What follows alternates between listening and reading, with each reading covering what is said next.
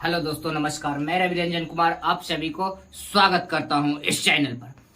हम लोग एक दो रोज अब्सेंट रह गए हैं, इसके लिए आप लोग से क्षमा प्रार्थी है।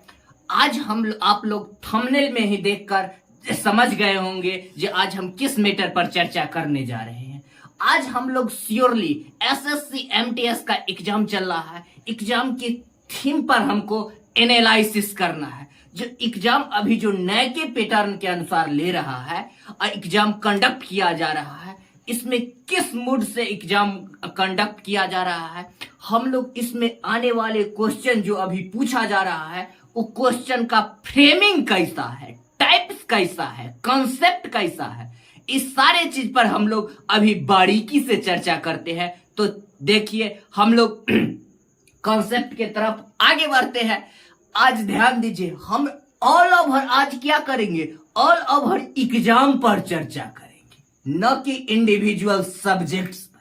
ठीक है, बारी बारी से सारे सब्जेक्ट आएंगे जो कि इस एग्जाम के पैटर्न में अंकित किया गया है। ठीक है, तो देखिए, हम लोग सबसे पहले इंग्लिश पर चर्चा करते हैं। किस पर चर्चा करते हैं? इंग्लिश पर। इंग्लिश पर हम लोग चर्चा करते हैं। इंग्लिश पर क्या चर्चा करते हैं? जो इंग्लिश में अभी किस टाइप्स के क्वेश्चन पूछा जाता है। जैसे जो हम लोग अभी कॉमनली थंबनेल में जैसे देखे हैं थीम, तो हम इसको थीम, इसका साइन क्या लिख सकते हैं? थीम या मैटर, यानी कि ये बातचीत का मुख्य विषय। बातचीत के मुख्य विषय क्या हो गया? बातचीत का मुख्य विषय, थीम या मैटर, यानी बातचीत के मुख्य विषय पर हम लोग चर्चा कर रहे हैं। ठीक है, इस इंग्लिश में किस टाइप का क्वेश्चन पूछा जा रहा है, तो देखिए हम आप लोग को बता रहे हैं। जैसा कि आप लोग वोकाबुलरी पार्ट को तो जानते ही है, सारा one verb substitute, antonym, misspelled, correct, ये सब सारा चीज यथावत है। लिस्ट में अब में देख रहे हैं में चेंजिंग क्या देखने को मिलता है। जैसे जो हम लोग फिलर वाला हम लोग यार ग्रामेटिकल फिलर देता था, वॉइस, नरेशन, ये सब से, लेकिन अब फिलर में मोडिफिकेशन क्या किया गया है, फिलर में वर्ड्स घुसा दिया गया है। तो ये क्या होगा, हम वर्ड को क्या होता है, पहले हम लोग वर्ड को रटते थे, अब क्या करना होगा, वर्ड को समझते हैं। जैसे कि आप एग्जाम्पल लेकर हम लोग देख रहे हैं जो इस टाइप का वर्ड ऐसा पूछा गया था। किसमें पूछा गया था? वर्ड फिलर में। तो देखिए ये वर्ड क्या पूछा था? हक। एगो वर्ड पूछा गया था हक। क्या पूछा गया था? वर्ड में पूछा गया था हक। स्पेलिंग पर ध्यान दीजिए, हक, H-U-G, हक। ठीक है, ये ऑप्शन में दिया हुआ था और एक सेंटेंस दिया हुआ था। जैसे कि ये सेंटेंस में हम कोई सेंटेंस लेते हैं, यानी हक, हम ये H-U-G हक कहां यूज करेंगे, इस सेंटेंस हक वाला वर्ड किस सेंटेंस में यूज करेंगे। जैसे कि हम लोग देखिए, जैसे देखिए इसमें एक वर्ड देखिए, सेंटेंस, कृष्ण अपने मित्र को गले लगाए। ठीक है, तो इस कृष्ण अपने मित्र को गले लगाए, ये गले जब लगा रहे हैं तो क्या कर रहे हैं? हक कर रहे हैं। हक किस H-U-G हक किस सेंटेंस में यूज किया जाता है?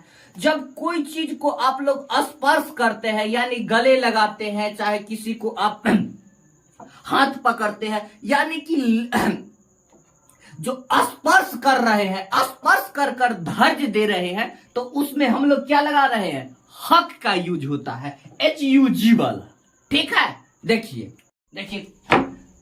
कम हर गिव मी ए हक, ये कब लगाएंगे? जब किसी को क्या कहते हैं, जब सांत्वना देते हैं, तसल्ली देते हैं, तब हम किस H-U-G हक का यूज करेंगे। तो इसके लिए क्या होगा, हमको वर्ड को रटना नहीं, समझना होगा जी इस वर्ड का यूज हम लोग कहां करेंगे। ठीक है, तो हम लोग को वर्ड पर ध्यान देना होगा, काहे कि वर्ड बेस्ड फिलर पूछ रहा है। ठीक है, तो हमको वर्ड को समझना है। आगे देखिए, जैसे एगो ये हक देखिए, यहां पे देखिए ये हक, देखिए ये हक, स्पेलिंग पर ध्यान दीजिएगा, HAK हक, और यहाँ पर HU, इसका क्या कहाँ युग होगा? अधिकार के लिए, यानी हकदार के लिए। हक, ये हक का हम कहा यूज करेंगे? फिलर शब्द में अगर चाहे कहीं भी पूछा जाएगा तो जहां की अधिकार यानी अधिकार दर्शाने का चर्चा हो तब हम लोग इस हक का प्रयोग करेंगे। जैसे क्या, रवि पर सिर्फ मेरा हक है, तो क्या लिखेंगे? It is my rights now, लिख सकते हैं। ये हक के दर्शाना, ये हक यानी अधिकार को दर्शाता है। किसको दर्शाता है? ये हक अधिकार के सेंस में, यानी वर्ड को हम लोग क्या करना है? वर्ड पर हम लोग को समझना है, ठीक है। ऐसे ही हम लोग एनालिसिस कर लिए हैं, ठीक है। आगे बढ़ते हैं हम लोग अगले कॉन्सेप्ट की तरफ। जैसे अब जीएस में क्या पूछा जा रहा है? जीएस में कहने का मतलब टोटल थ्योरी बेस्ड क्वेश्चन है। हम लोग को क्या होगा? जो रटा रटाया क्वेश्चन हमको थ्योरी को होगा पढ़ना का है कि जीएस के लेवल हाई कर दिया गया है। क्यों?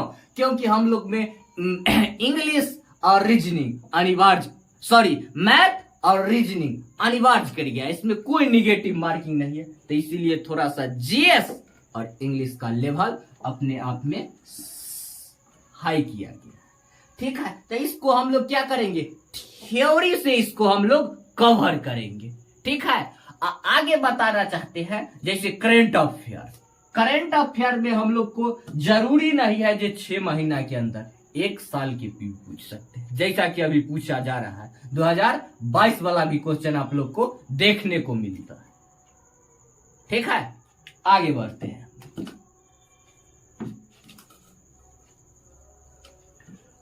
आगे हम बताना चाहते हैं कंप्लीट, आगे हम लोग मैथ पर चर्चा करेंगे, जो कि हम लोग का फेवरेट सब्जेक्ट है। किस पर चर्चा कर रहे हैं? मैथ और रीजनिंग। इस सिलेबस के अकॉर्डिंग टोटल बैंक का पैटर्न कर दिया गया है। बैंक का कहने का मतलब क्वेश्चन का लेवल बैंक की बात नहीं कर रहे हैं। बैंक का कहने का मतलब शेड्यूल फॉर्मेट को फॉलो किया गया है। जिस तरह से हम लोग बैंक के आईबीपीएस यानी बैंक के एग्जाम में हम लोग को समय बाउंडेशन पर सेक्टर यानी पर सब्जेक्ट में समय बाउंडेशन दे दिया गया है, उसी प्रकार हम लोग को अब मैथ और रीजनिंग में समय का, मैथ प्लस रीजनिंग में समय का बाउंडेशन लगा दिया गया है, जिससे हम लोग के हित में काफी नुकसान है। अब कहिएगा कैसे नुकसान है? नुकसान होने का इसका कारण यह है कि हम लोग क्या करते थे पहले, जो इंग्लिश और रीजनिंग, इंग्लिश और जीएस, वो तो एक नजर में हम लोग देख के कवर करते थे।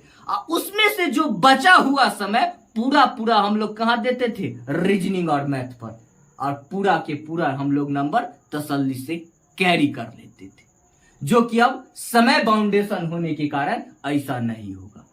लेकिन क्वेश्चन में लेवल कर दिया गया है। क्वेश्चन को एकदम आसान से वैसा परफेक्ट डिजिट, अब क्वेश्चन अभी भी जो भी मैथ का क्वेश्चन पूछ रहा है उसमें परफेक्ट डिजिट आसानी से कट जाता है। तो इसीलिए हम लोग का क्या कहेंगे, अब मैथ का हम लोग को क्यूज करना होगा।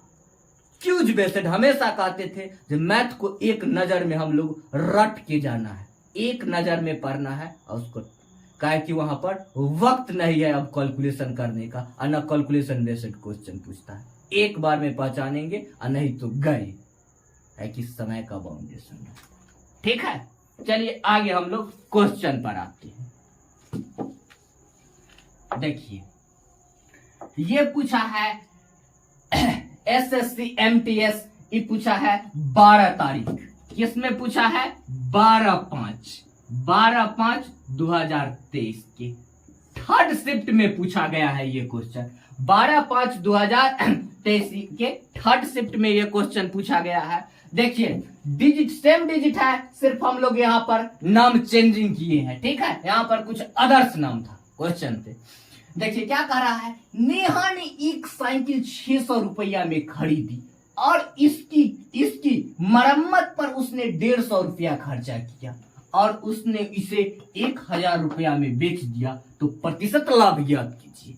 अब क्या होगा, एक बार हमको क्वेश्चन पढ़ने के बाद हमको दिमाग में कंप्लीट कंक्लूजन होना चाहिए जो क्वेश्चन कह क्या रहा है। ठीक है, तो देखिए क्या कह रहा है, यानी सीपी क्या है, एक 600 रुपया में खरीदा है, 600 रुपया में खरीदा है और क्या किया है, सर्विसिंग पर 150 रुपया खर्चा किया है।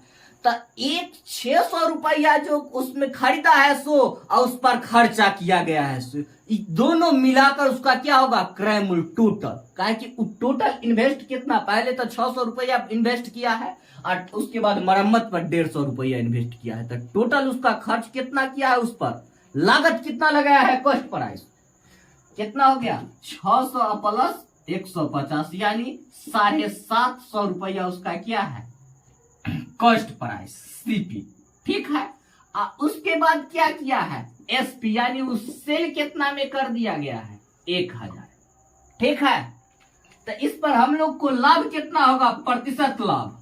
प्रतिशत लाभ कितना का लाभ होता है, 250। कितना पर, न कि हमको 1000, हमको लागत कितना है 750। 600 नहीं लीजिएगा, काहे कि हम लोग जो मरम्मत पर खर्च किए हैं वो भी हमको क्या होगा, मूलधन क्रय मूल्य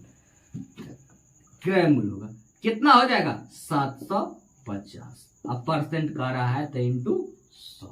ठीक है, क्या हो गया, ये शून्य से ये शून्य कैंसिल, क्या हो गया 25 तिया 75, यानी कितना हो जाएगा 33 सही 1/3% का लाभ। ठीक, एनालिसिस करने के लिए हम लोग ऐसा कर लिए थे, लेकिन आप लोग ये क्वेश्चन देख के उड़ा दीजिएगा। हमेशा याद रखिएगा, जो वस्तु का क्रय मूल्य होगा उस पर जो भी उसके वाहन खर्च हुआ, ट्रांसपोर्टिंग खर्च हुआ, चाहे उसके मरम्मत पर खर्च हुआ, ये सारा को कंक्लूजन करके किस में आएगा, कॉस्ट प्राइस में, जो भी उसके मरम्मत पर लगा है या ट्रांसपोर्टिंग में लगा है। ठीक है, नोट कर लीजिए, इस टाइप के क्वेश्चन पूछा जाता है।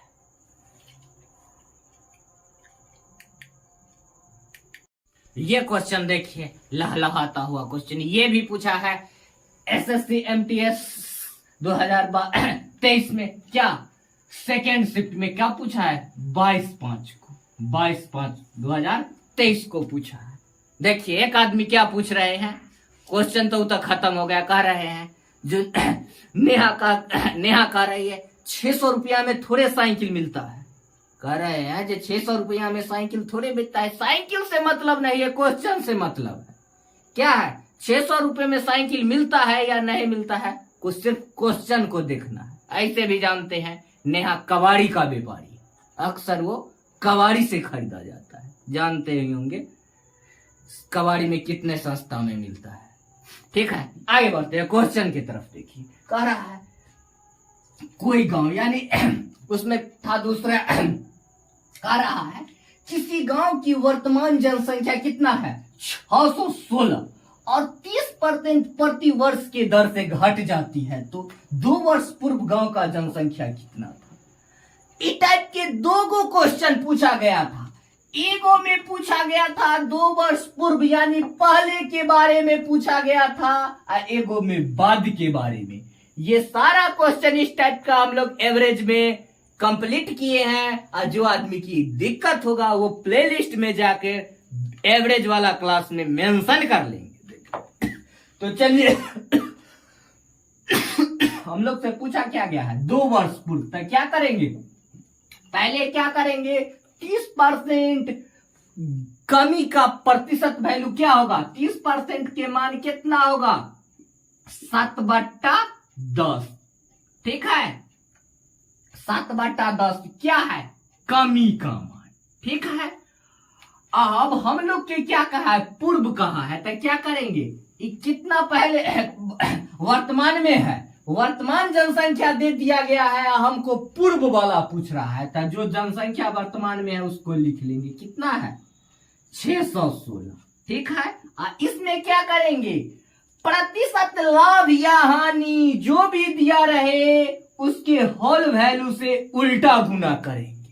उल्टा गुना कब करेंगे? जब पहले वाला पूछेगा जो पूर्व में कितना है तो हम लोग उल्टा गुना करेंगे। कितना बार? जितना ईयर के बारे में पूछा गया, कितना साल के बारे में चर्चा है, 2 वर्ष। तो करे क्या करेंगे? 2 बार होल वैल्यू के उल्टा गुना। कब? जब पूर्व के चर्चा हो। पूर्व के चर्चा हो तो होल वैल्यू के उल्टा गुना। अगर इसी में पूर्व वाला दिया हुआ रहता और वर्तमान के चर्चा रहता तो होल वैल्यू के सीधा गुना। ठीक है, आगे बढ़ते हैं। देखिए थोड़ा सा कटम कुट्टी देख लीजिए, क्या हो गया? 7 8 56 क्या हो जाएगा? 6 5 11 यानी क्या हो जाएगा? 7 8 56 यानी क्या हो जाएगा? 8800 रुपया। Answer option number B, before ball. Note कर लीजिए। आज यहीं तक एनालिसिस क्वेश्चन पर ही चर्चा हुआ है। ठीक है, कल लोग हम लोग जहां थे वहां से प्रॉफिट एंड लॉस में आगे की ओर बढ़ेंगे। तो क्या कर रहे हैं, ये पूरा एनालिसिस पर ध्यान दीजिए और चैनल को सब्सक्राइब कीजिए, लाइक कीजिए। और जो आदमी का एग्जाम बचा हुआ विशेष रूप से प्रिपेयर्ड रहिए और चैनल को सब्सक्राइब कीजिए और दोस्तों में शेयर कीजिए। फिर मिलते हैं हम लोग अगले वीडियो।